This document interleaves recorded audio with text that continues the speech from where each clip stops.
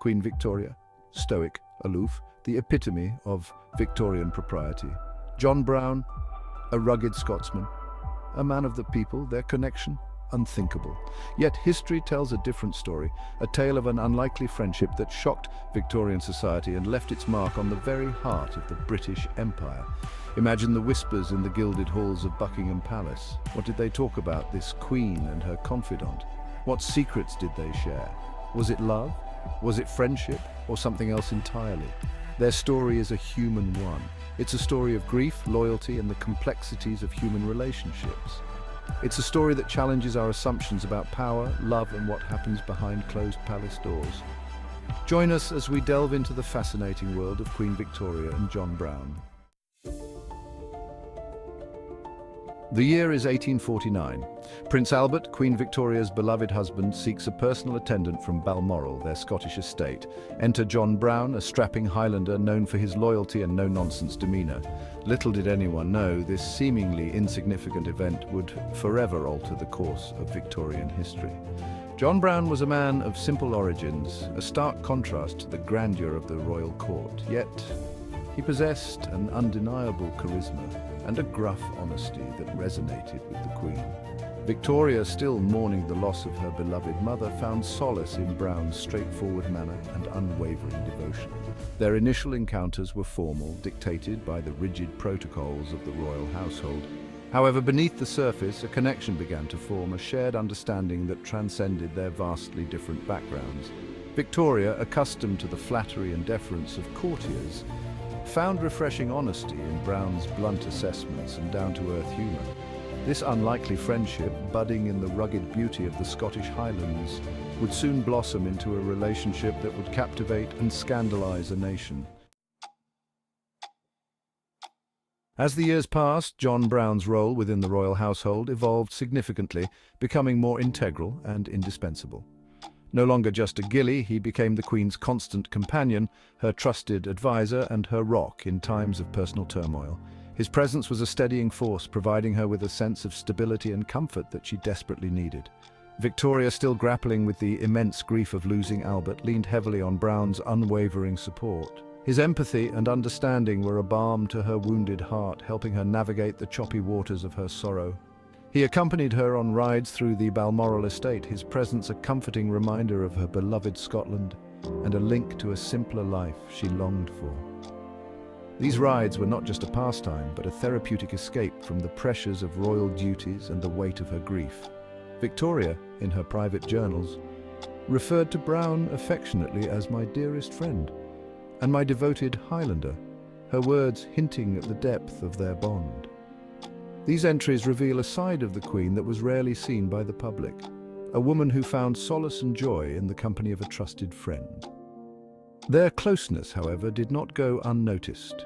The royal court, always vigilant and often critical, began to take note of Brown's increasing presence and influence. The royal courtiers, accustomed to the Queen's reserved demeanour, observed Brown's growing influence with a mixture of curiosity and concern. They were unaccustomed to seeing the Queen so openly reliant on someone outside the traditional circle of advisors and confidants. Whispers of an inappropriate relationship began to circulate, fueled by Brown's informal manner and his disregard for courtly etiquette. The rumours were a reflection of the rigid social norms of the time, which frowned upon such close relationships between a monarch and a commoner. Victoria, however, remained unfazed by the gossip. She was a woman of strong will and conviction, determined to maintain her friendship with Brown despite the whispers and raised eyebrows. She valued Brown's loyalty and companionship above all else, seeing in him a source of strength and comfort during a period of immense personal vulnerability. To her, Brown was not just a servant, but a true friend, someone who stood by her side through thick and thin, offering unwavering support and understanding. Their bond, forged in the crucible of shared experiences and mutual respect, was a testament to the power of friendship and loyalty. It was a relationship that defied the conventions of the time, standing as a beacon of genuine human connection in the often isolating world of royalty. The more time Victoria spent with John Brown, the more the rumour mill churned. Their relationship was the subject of endless speculation and gossip, both within the palace walls and beyond. The Queen's inner circle buzzed with speculation. Some courtiers were appalled. They whispered behind closed doors, questioning the propriety of the Queen's close association with a mere servant. They saw Brown as an uncouth interloper, a threat to the decorum of the royal court. His straightforward manner and lack of deference clashed with the rigid formalities of court life.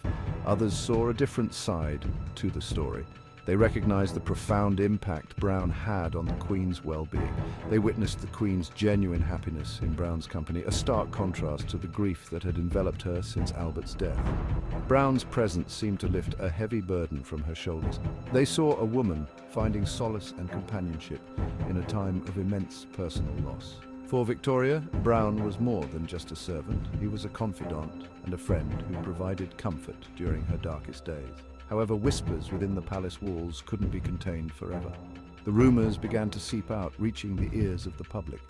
The public, always hungry for royal gossip, soon caught wind of the Queen's close relationship with her Scottish servant. Newspapers eagerly picked up the story, feeding the public's insatiable curiosity. Caricatures appeared in newspapers, satirizing their connection and portraying Brown as a domineering figure, manipulating the Queen's affections. The media frenzy painted a sensational picture of their relationship. The Queen, accustomed to public scrutiny, remained defiant. She had faced criticism before and was determined not to let public opinion dictate her personal choices. She refused to distance herself from Brown, seeing the criticism as a personal attack on her right to choose her own companions. Her loyalty to Brown was unwavering, despite the mounting pressure. The controversy surrounding their relationship revealed the deep-seated anxieties of the Victorian era, a society grappling with changing social norms and the role of women, even a queen, in public life. It highlighted the tension between tradition and progress and the challenges faced by a monarch in balancing personal happiness with public expectations. In the end, the bond between Queen Victoria and John Brown endured, a testament to the strength of their connection amidst the swirling tides of public opinion and societal change. Their story remains a poignant chapter in the history of the British monarchy. The Queen's relationship with John Brown became a national obsession. Their close bond, which developed after the death of Prince Albert, was scrutinized by the public and the press alike. People were fascinated by the idea of the Queen finding solace in the company of a commoner, and this curiosity quickly turned into a media frenzy. Newspapers, eager for a juicy story, published sensationalized accounts of their interactions. Headlines screamed of scandal and impropriety, often exaggerating the nature of their relationship to sell more copies. The press, in its quest for readership, did not shy away from invading the Queen's privacy. Some articles painted Brown as a manipulative figure, exploiting his influence over the grieving Queen. They depicted him as a cunning opportunist, taking advantage of Victoria's vulnerable state to gain power and favor within the royal household. Others portrayed their bond as a heartwarming tale of friendship and loyalty. Public opinion was divided. While some saw their relationship as a touching story of mutual support, others were scandalized by the perceived breach of royal decorum. Some saw Brown as an upstart, a commoner who had overstepped his bounds. They viewed his close proximity to the Queen as inappropriate and a threat to the established social order. The idea of a servant having such influence over the monarch was unsettling to many. Others sympathized with the Queen, a widow seeking comfort and companionship. They understood her need for emotional support during a difficult time and saw Brown as a loyal friend who provided her with much-needed solace. The debate raged on, fueled by societal anxieties about class, gender, and the monarchy itself. The relationship between Victoria and Brown became a focal point for broader discussions about the roles and expectations of women, especially those in positions of power. The controversy surrounding their relationship exposed the hypocrisy of Victorian society. While the public demanded moral purity from their queen, they were simultaneously drawn to the scandalous details of her private life. This paradox highlighted the double standards and contradictions inherent in the societal norms of the time. The Queen, expected to be above reproach, was judged harshly for her personal choices. Her relationship with Brown was seen as a deviation from the expected behavior of a monarch, and she faced intense scrutiny and criticism as a result. The public, fascinated by the private lives of their monarchs, seemed to forget that even a queen was entitled to human emotions and connections.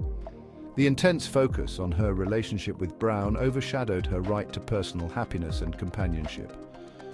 The story of Victoria and John Browne became a morality tale, a cautionary example of the dangers of transgressing social norms. It served as a reminder of the rigid expectations placed on individuals, especially those in the public eye, and the consequences of stepping outside those boundaries. It also highlighted the power of the press, which played a crucial role in shaping public opinion and fueling the controversy surrounding their relationship. The media's influence was undeniable, as it had the ability to sway public perception and amplify societal tensions, making the story of Victoria and Browne a lasting topic of intrigue and debate. To truly understand the bond between Victoria and John Browne, one must consider the profound impact of Prince Albert's death. When Albert died in 1861, Victoria was devastated. She withdrew from public life, her grief palpable and all-consuming. John Browne, with his unwavering loyalty and straightforward manner, became a source of solace in her darkest hours. He understood her grief, having lost his own wife years earlier. He didn't shy away from her pain, offering comfort and support without judgment. Some historians believe that Victoria, in her grief, projected her love for Albert onto Browne. She saw in him echoes of her late husband's strength and devotion, finding comfort in his presence. Others argue that their bond was rooted in genuine affection and mutual respect, a testament to the complexities of human relationships. Regardless of the nature of their feelings, it's undeniable that Albert's death cast a long shadow over their relationship. Victoria's grief created a void that Browne, consciously or unconsciously, filled. He became her confidant, her protector, and a living link to a happier time.